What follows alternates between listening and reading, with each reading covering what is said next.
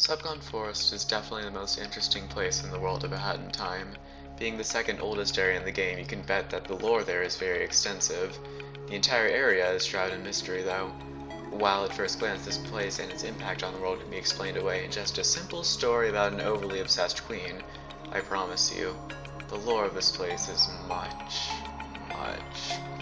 much deeper than that. This would all take way too long to fit in one video though, and for a growing channel like mine, casual viewers like smaller, more bite-sized videos. So, time to milk a series out of you. For this first video, I'm just going to go over the general lore of Subcon Forest, and we'll get into the really obscure stuff later. Before this video begins, if you haven't played A Hat in Time, I highly suggest doing so. It's one of my favorite games of all time, and there's a shit ton of things to do there for your collector types. Of course, considering how small my channel is, if you're watching this video, you've already played the game, so that was kind of pointless. Subcon Forest is located on the western side of this planet's eastern continent. While it's unclear how old this place is, it's not likely too far off to imagine the only place older is Alpine Skyline.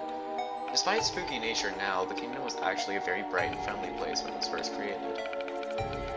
One thing to know about the place is that all of the children in the kingdom wore masks.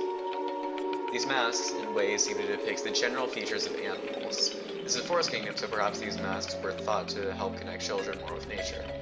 While this may at first seem like primitive religious practice, there is evidence that this practice actually held some merit. But we'll get into that in a minute. Eventually, Princess Vanessa was born.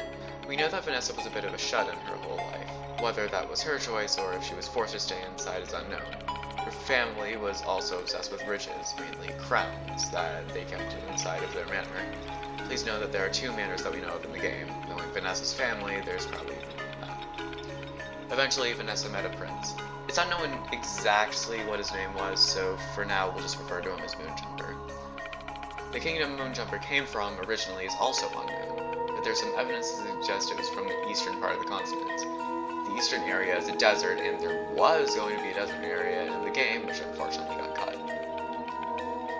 Moonjumper also has tanner skin, which is a pretty common result of a place being constantly hit by the sun.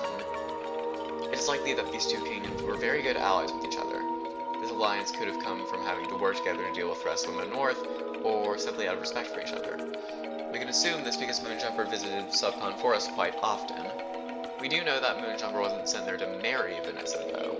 He was free to act as he pleased. He and Vanessa falling in love was completely by their own choice. Probably.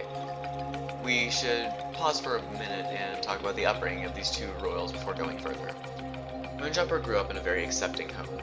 He was allowed to go out and do what he loved. He wanted to pursue being a lawyer, and despite him being a prince, his family was perfectly fine with that. They even helped him find a place where he could study law. Vanessa's upbringing, on the other hand, wasn't as bright. Vanessa was to become queen of Subcon Forest. Nothing more, nothing less. There was no other option for her. This is what was going to happen, whether she likes it or not. You want to study law? Forget about it. You want to learn more about the world around you? That's unbecoming of a future queen, Vanessa. Vanessa is immediately given the title of queen after the death of her mother. The love between Moonjumper and Vanessa was real, but it was different for both of them. Moonjumper loved Vanessa in a more formal and controlled manner. Meanwhile, Vanessa loved Moonjumper in a more obsessive and uncontrollable manner. Even Hat Kid notes how obsessive and melodramatic Vanessa is after reading her diary. Eventually, Moonjumper found a place where he could study law. It would be very far from Vanessa, though, and he would be gone for a long, long time. Again, it's not entirely known where Moonjumper attended his studies, but if I had to guess, Mafia Town is a seemingly plausible option. When I say Mafia Town, I mean the Mafia Town before it got taken over by the Mafia. Something that, considering Mustache Girl's age, isn't that far off of an estimate. But while Moonjumper was there, Vanessa basically started going through withdrawal. She had never felt so happy when she was with Moonjumper, and the thought that she would have to go back to living normally was not one she could accept. Vanessa is in the wrong here for being so obsessed with Moonjumper, but knowing the life she lived before, it's kind of understandable how she would feel. She also knew that Moonjumper was spending a lot of time with his instructor, making sure he was understanding the material, doing his best to know as much about the subject as possible. I think her feelings on the matter are described best in her diary. I get his letters, she gets his time. It's here that a slight inconsistency appears. Vanessa says that she would convince Moonjumper to stay in Subcon Forest with her when he came back as a vacation from his studies. However, later in the game, Moonjumper says that he had already become a lawyer and could help the player get away with tax evasion. Personally, I think Moonjumper was just saying this, and Vanessa's account is more accurate. At least in this case. Considering what happens when Moonjumper returns, it's unlikely that he would have time to secure a job in the forest before meeting Vanessa. Even assuming he had become a lawyer, we know that Vanessa convinced him to stay in the forest the same day that he returned from his studies. So yeah, he had just returned for a quick vacation. On the day of Moonjumper's return, Vanessa woke up full of excitement. She knew exactly how she would persuade him into staying behind with her. He would be hers, forever, and no one would get in the way of that. She excitedly ran through the town, ready to see him again. It had been such a long wait she could barely contain herself. At least it was finally over, and now she could be with her soulmate again. Meanwhile, Moonjumper got off the ferry that had taken him there. It was a long journey, a lightly stressful one too. There were times where it seemed like the waters of the sea would cause the ship to turn over. At least it was finally over, and now he could see the love of his life again. Moonjumper hurried through the town. He knew how mentally unstable Vanessa was. He wouldn't want her to have to wait any longer than she already had. However, he thought she would appreciate a gift of some kind. Even if it was something small, he felt bad. He had just left Vanessa for months despite knowing how much she relied on him. Maybe he would stay after all. He would gladly give up his future as a lawyer to be with Vanessa. Moonjumper found a small open market in town. A lady there was selling flowers. She was about his age, somewhat attractive, sure, but no rose was as sweet to him as Vanessa, even with all the thorns that came with it. Meanwhile, Vanessa had been looking for him. She arrived too late to catch him getting off the ferry, so she had been searching the town for about 15 minutes looking for him. Eventually, she found him. For half a second, excitement filled her body, but that excitement was soon replaced with confusion and betrayal. Was Moonjumper holding hands with another woman? Her mind began moving faster than lightning, and time seemed to slow down as she tried to process what she was seeing. Her prince, the man she had been in love with for years now, had moved on. He must have grown impatient. He must have lost his love for her while he was away. His letters, his promises, his love. It was all a lie.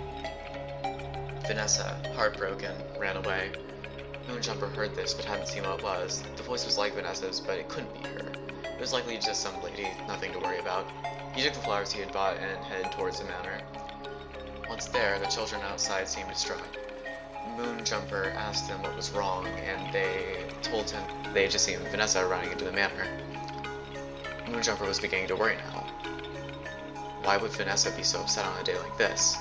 He headed inside and saw her as soon as he entered. She was crying.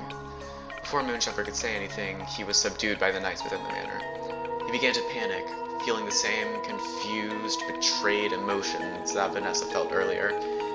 With no explanation, Moonjumper was locked away in a dungeon, simply forced to sit there with his thoughts, wondering what had gone wrong.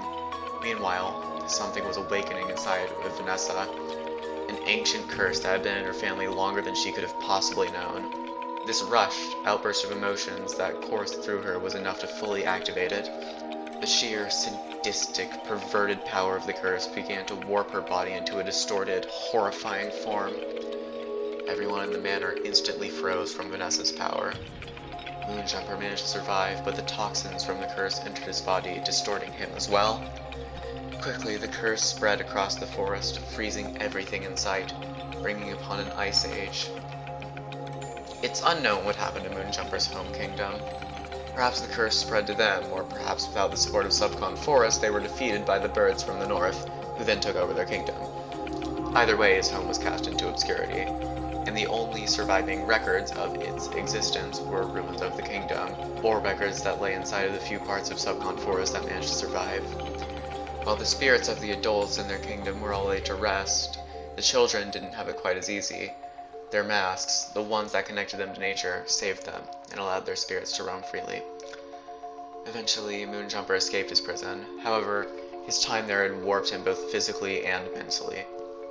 He left his kingdom after seeing the carnage that had gone on, and ventured for a new home. He became known as Snatcher. He was a thief who would take misplaced items, never for them to be seen again. While he had fun doing this, he felt a sense of unfulfillment. Centuries later, he returned to Subcon Forest and relieved it of the Ice Age. While the area close to the manor was too corrupted to thaw, the rest of the forest was freed. Part of it became engulfed in eternal flame, but that was a small price to pay. Despite it no longer being frozen, the forest still reeked of death and despair. A lake of damned souls appeared in the once pure waters, Mushrooms began to grow around the forest and feed on the decomposing corpses of the humans that had been frozen for centuries. The only life that remained in the forest were the dwellers, the lost spirits of the children who were killed in the Ice Age. Snatcher was unable to restore life in the forest, but he was able to create a sense of life. He created child-sized dolls based on the clothing the children wore. They would be allowed to rejoin the living, but in return would promise eternal servitude to Snatcher. Snatcher then became the ruler of Subcon Forest, without Vanessa ever knowing he had left his tomb. Those unlucky enough to enter Snatcher's forest would either be killed or forced into servitude. After their servitude was finished, of course, they would also be killed. That is how this once lush and beautiful place became a hellscape roamed by the undead and the damned. It was all because of a simple, avoidable mistake. But there are so many questions to be answered. Where did the curse come from? What are the towers in the distance? How does the Dweller Mask work? How is the Twilight Bell related to all this? Unfortunately, I can't answer all of this now, but later in the series this will be answered. If you would like to know these answers, there's a certain red button that you might consider pressing to be notified whenever I upload the answers to these questions. Until then, I hope that you enjoyed this video, and I'll see you again soon if you do decide to stick around.